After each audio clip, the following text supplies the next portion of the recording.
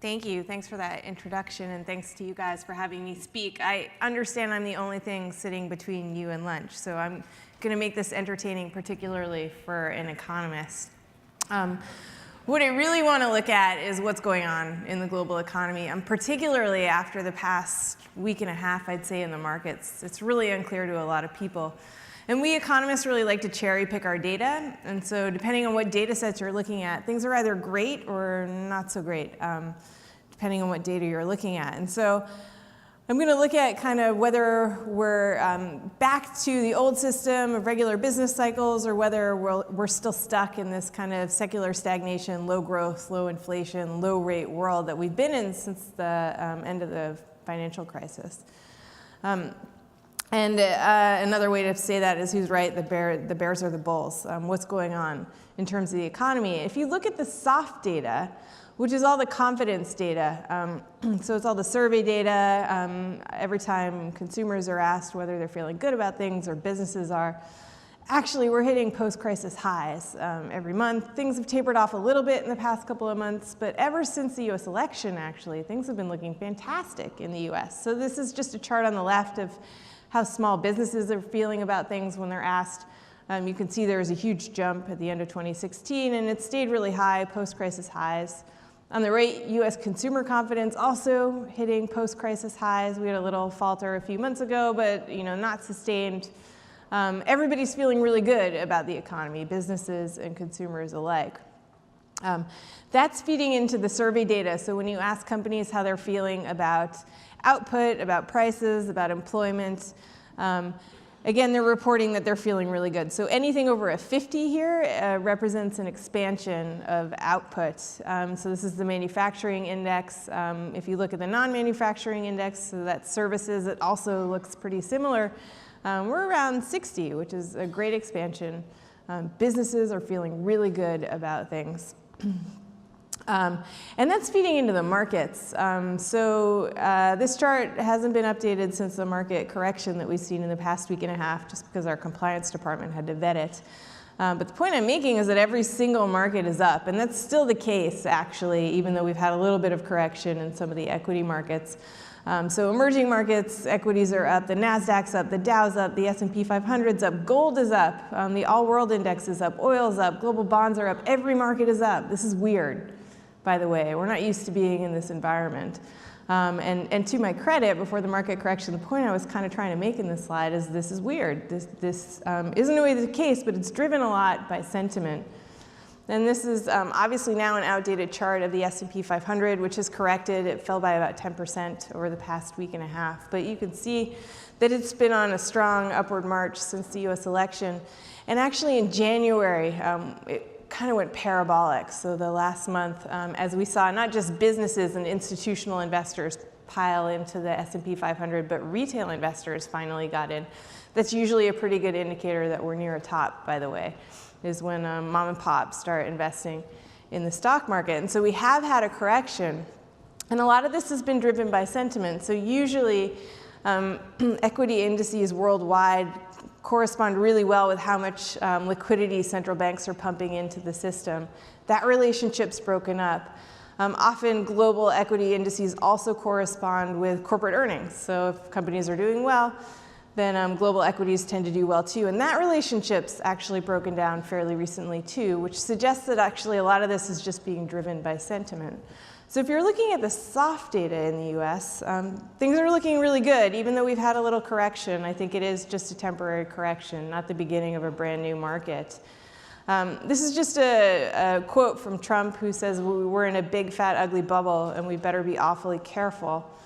He said that on September 26, 2016, when the Dow was at 18,094.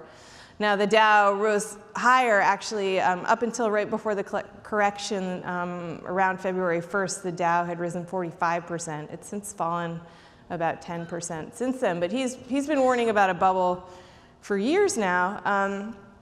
So are we in a bubble? Maybe, but it's driven by sentiment. So everybody's feeling great, consumers and businesses alike. Now, if you look at the hard data in the US, so that's the real economic indicators, you get a totally different story. So the sentiment's all great, but businesses and consumers aren't actually deploying their capital accordingly. They're not spending or investing as you would expect them to, given that they're feeling so good about things. So this is just a chart showing commercial bank loans. And you can see that they're still in growth territory, but they've decelerated pretty significantly. And that started probably a bit before the US election, but has continued throughout. So this hard data is not looking quite as good. This is a chart just showing kind of the health of the US consumer, looking at retail sales, and we've been pretty range-bound really since the global financial crisis. So for all that consumers report that they're feeling really positive about the economy and about how they're doing and about their future, they're not really spending accordingly. This chart is just another metric for the US consumer. It's new car registrations. I would totally ignore that last bit there. That's all because of the hurricanes. So as cars got wiped out and then insurance claims came through and people bought new cars, you get a lot of noisiness in the data. But generally, new car sales have been pretty lackluster, given that consumers have been saying that they're feeling so good. Now, why is that? I think to figure that out, we have to look at the job market. And we're adding, 200,000 jobs roughly on average every month in the US. But even though we're adding a load of jobs, the question is kind of where are we adding those jobs? So it's not the quantity that's so important, but the quality. And we're finding that actually real wages, when people are getting these new jobs, are pretty stagnant. So they're not really going up much at all. I will highlight that this market correction we've just been through was really sparked by a month of jobs data that showed really great wage growth. And I'm going to argue that that was a bit of a fluke. So average hourly earnings grew by 2.9%, which is more than we've seen actually since the global financial crisis. So the concern is that that will feed into inflation, and the central bank will have to hike into that, and that means that stocks aren't worth quite as much as we thought they were. That 2.9% figure, though, doesn't look quite as good if you look under the hood and kick the tires a little bit. So average hourly earnings rose, but that's partly because the number of hours worked fell. So if the denominator of any ratio falls, the overall number necessarily goes up. And it's not necessarily a good thing for the economy that the number of hours fell if people aren't working as much. That probably will feed into pretty weak growth data in the first quarter for this year in the US. On top of that, if you look at who exactly was getting all the wage growth, far and away it was the managers, so supervisors, and they only account for about 20% of the labor force, which means that it's not particularly broad-based, which suggests it might not be continued. So investors got really excited about this figure. I think it's way too early to say that this is a new trend. We're going back to the old business cycle where when unemployment falls really far, you start to get wage growth, which feeds into inflation, and then the Fed has to hike. I don't think we're there. I think we've actually hit a structural break with that entire environment. And that's partly because of what we're consuming. So in the 1950s, 2/3 of what we consumed were goods. Now 2/3 of what we consume are services. And services producing sectors tend to be low-wage sectors. So it makes sense that we're adding jobs in the fields that are producing exactly what we consume. They tend to be low-wage sectors, though. So we're adding most of our jobs kind of at or slightly above minimum wage. And that means there's not a whole lot of upward pressure on wage growth. You can see in the chart on the left, that's the percentage of new jobs that we're adding in manufacturing every year. And we just hit a new post-crisis low every month. So we're not adding a whole lot of high-wage growth. Now, interestingly, actually, with this group is that what could affect this is actually stronger labor unions. And labor unions arguably have been weaker in the US than elsewhere in the world, like Japan, for example, or Germany, so elsewhere in the developed world. Stronger labor unions could really help with this because it gives you a better position in terms of negotiating for wage hikes. And so that is one potential solution to this problem of having perpetually low wages. But while consumers are feeling pretty good, everybody thinks the economy is going great. People are experiencing that GDP growth differently. It's not really going into people's pockets so much. So they're not laying out money, even though they're pretty optimistic about how things are going. Excuse me. Now, just looking really quickly to our neighbors in the north, to Canada, if you look across the soft and the hard data, actually you see a slightly different story. So the soft data is all looking great. Consumers are feeling good about things. The Bank of Canada does a survey of businesses. They say they're feeling pretty good about things. So that's similar to the US, but actually if you look at the hard data, it's a bit different in that their hard data has been looking better. So real wage growth is accelerating in Canada. Manufacturing sales have been doing pretty well aside from a recent blip. We actually don't expect that to continue, so we think that Canada's growth will probably decelerate closer to its potential GDP growth as it faces a bunch of risks that I'll talk about a bit later. Now, what should we believe, the soft or the hard data? Which narrative should we really sign up to? And I think to figure that out, we have to look at some of these big global drivers and disruptors in the economy. And there are a number of them. One is the idea that we just have an oversupply of everything. So this isn't a popular view amongst economists because it undermines our entire industry. But all of economics was driven on the fundamental assumption that you have a scarcity of capital, goods, labor. We actually have an oversupply of all of these things now. So a lot of the relationships that we're used to looking at in economics just don't hold up anymore. And a great example of this is as unemployment falls, you're supposed to have wage growth and inflation. We're just not seeing that. We haven't seen it since the global financial crisis. And despite one really positive wage growth data point, I continue to think we're not really going to see that. So I do think we've hit the structural break with the past, and that a lot of what we're looking at just doesn't hold up. And this chart just shows one of the things we have an oversupply of, that's debt globally. So every single major economy has been trying to deleverage since the global financial crisis. And yet you can see that overall debt for all of these economies has just gone up. And if you have an oversupply of debt, a debt overhang provides a real drag on growth. It also means that if you do need a stimulus, you can't really get it without blowing out your deficit, blowing up your debt burden more, which brings problems further down the line, which I think is particularly relevant in the US, given that it's budget day in the US today. We've just agreed a potential bursting through of our spending caps to the tune of $300 billion. So we'll be blowing out our deficit a bit more. So you can't really provide a stimulus in a responsible way anymore. And that eventually needs to be paid for, and that's a drag on growth.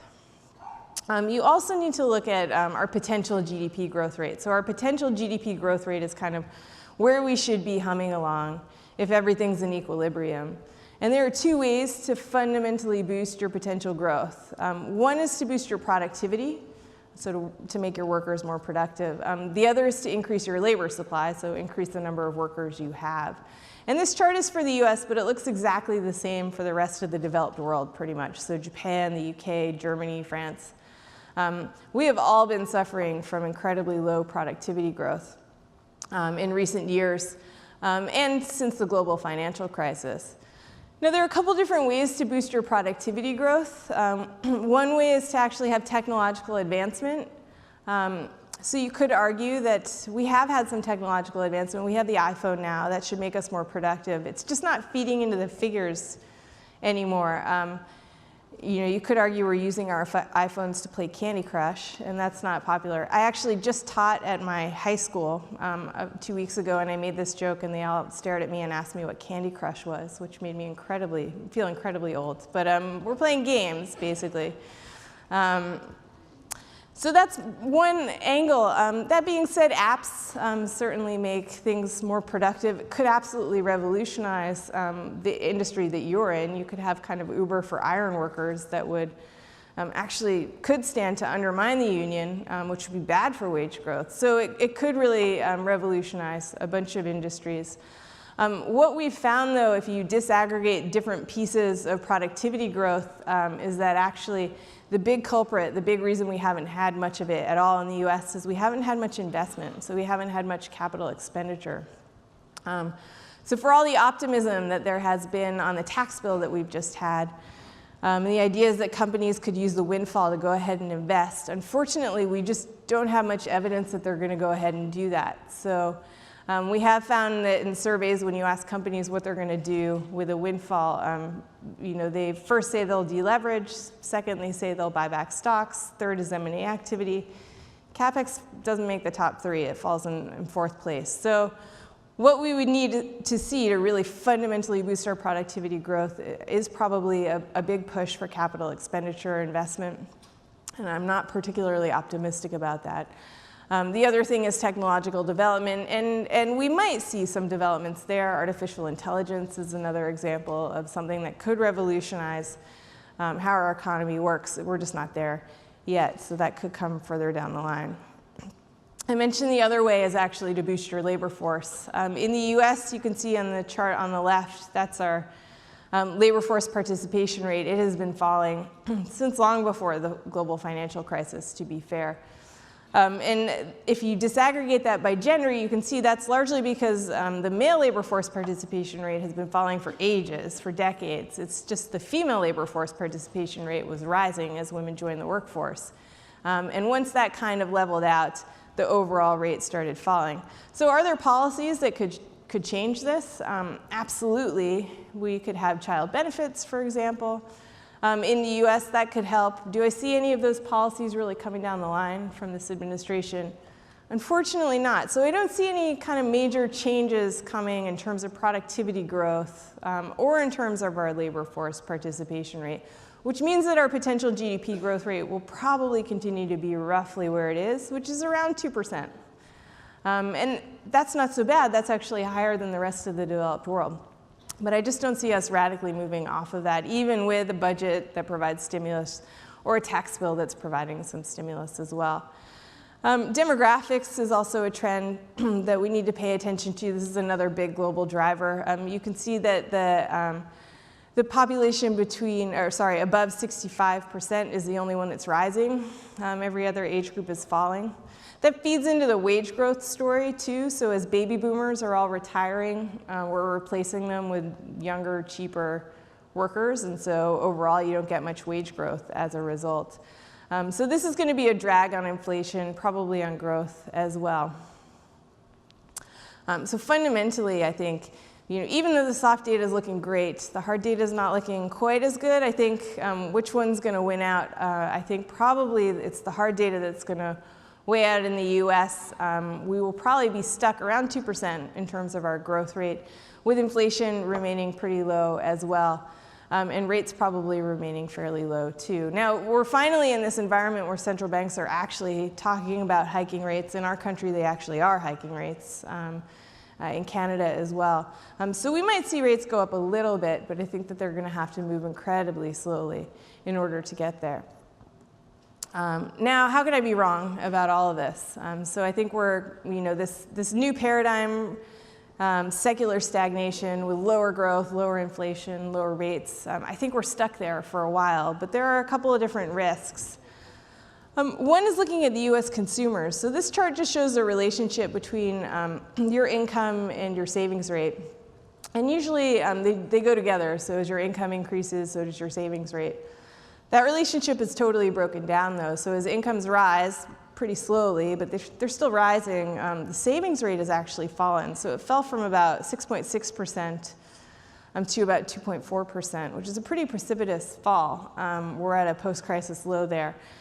And that suggests that maybe consumers are actually at the end of their borrowing cycle. Maybe they're pretty overextended. And that matters because the consumer accounts for about 70% of our GDP growth in the US, which is a bit higher than the rest of the developed world, but far and away it's the consumer who's carrying most economic recoveries in the developed world. So this is a bit worrisome. And there is a concern about the markets if this is the beginning of a much bigger correction that could feed into economic growth. That could certainly hamper the consumer as well as businesses as well.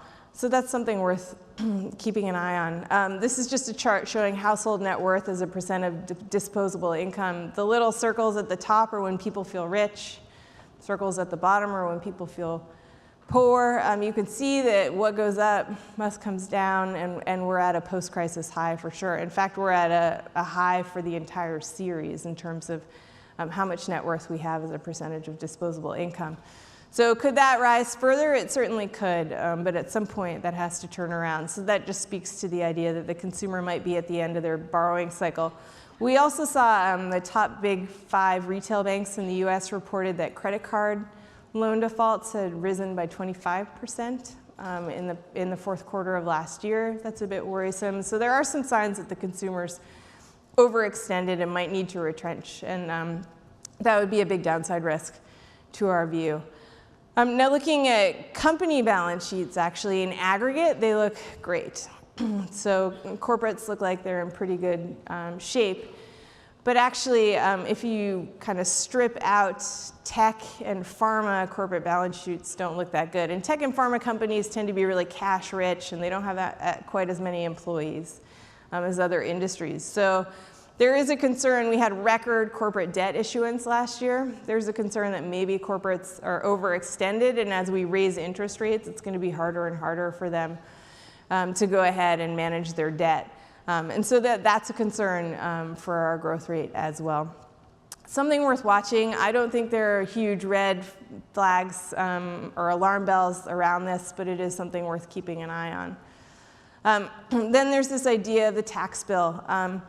If you took all of our hard economic data and crossed off the name of the country in the US and handed it to any economist and said, does this look like an economy that desperately needs a fiscal stimulus? I don't think any economist would say yes.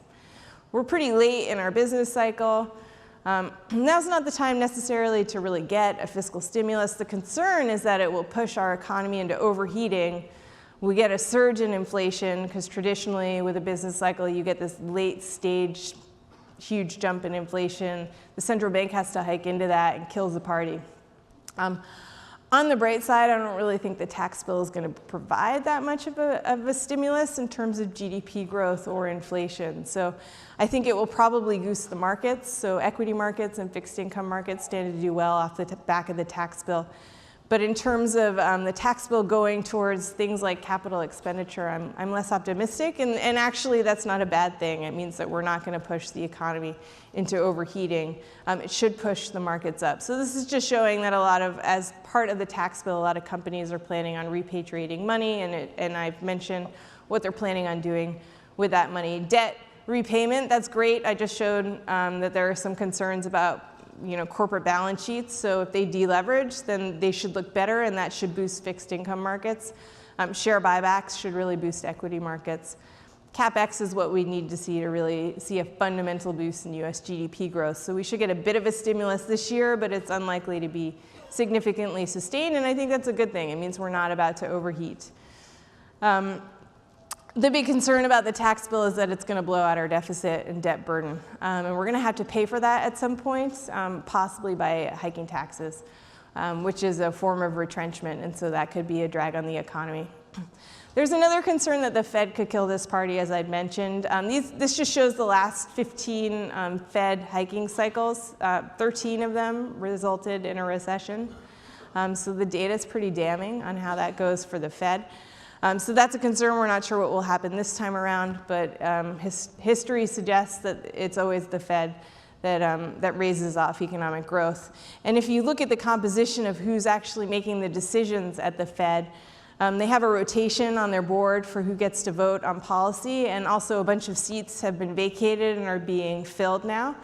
And you can see that we had 0 hawks and 4 doves last year at the Fed. Now we have 4 hawks and 1 dove, and the rest are moderates. So it's a much more hawkish Fed naturally, which means that they're more likely to want to hike rates, which is a huge drag on growth.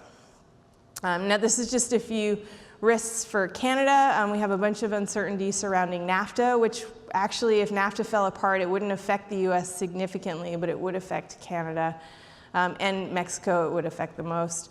Tighter mortgage requirements, given how frothy the property market looks in Canada, that's a concern, which gets to the consumer being over-leveraged in Canada. They have a more hawkish rate path than we do in Canada, so that could be a real drag on growth. And then they've hiked minimum wage, which suggests that you might see a spike in unemployment, which means all those people who have borrowed to pay for their houses will have a harder time paying for that, so you could see a correction. So there are a number of risks out there for Canada that we're facing. This is just a chart we went ahead and leaned on our macroeconomic models to figure out what happens when NAFTA fails, if NAFTA fails. And in our view, actually, it's much more likely that we kind of withdraw from NAFTA and kick it over to Congress to figure out exactly what that means. So it's much more likely that we'll get this kind of zombie trade agreement with a lot of lawsuits surrounding it, rather than a clear withdrawal from NAFTA.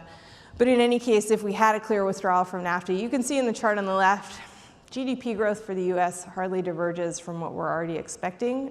That's largely because the US economy is 10 times the size of the Canadian economy or the Mexican economy. But Canada and Mexico both face a sharp contraction in the short term, and Mexico's affected a bit further out. And then very quickly, just two risks for my view that we're kind of stuck around potential GDP growth rate with low inflation and low rates that are coming from abroad. China's a big risk. This is just a chart showing how over-leveraged the overall economy in China is. Their debt burden's over 250% of GDP. So for China to actually go ahead and deleverage, if they succeed, it will be the biggest deleveraging we will have ever seen. So that's pretty risky. On the bright side, the Chinese government has far more tools than the rest of us. So they own all the banks, for example. They can tell them exactly when to take losses. It's really handy. The concern, though, is that if you have some defaults start, they tend to cascade and run out of control. So if they can't manage that incredibly carefully, we could see a hard landing in China. We're not expecting that for this year. But the further you push out this deleveraging, the bigger it needs to be, and the riskier it is. So that's a concern. And then just one final risk to our view that we're stuck with low growth, low inflation, and low rates, but no real recession in the next couple of years, is the Italian election, which is scheduled for March 4th. The Five Star Movement is an anti-European populist party. The PD is the center-left incumbent. They've been really falling in the polls.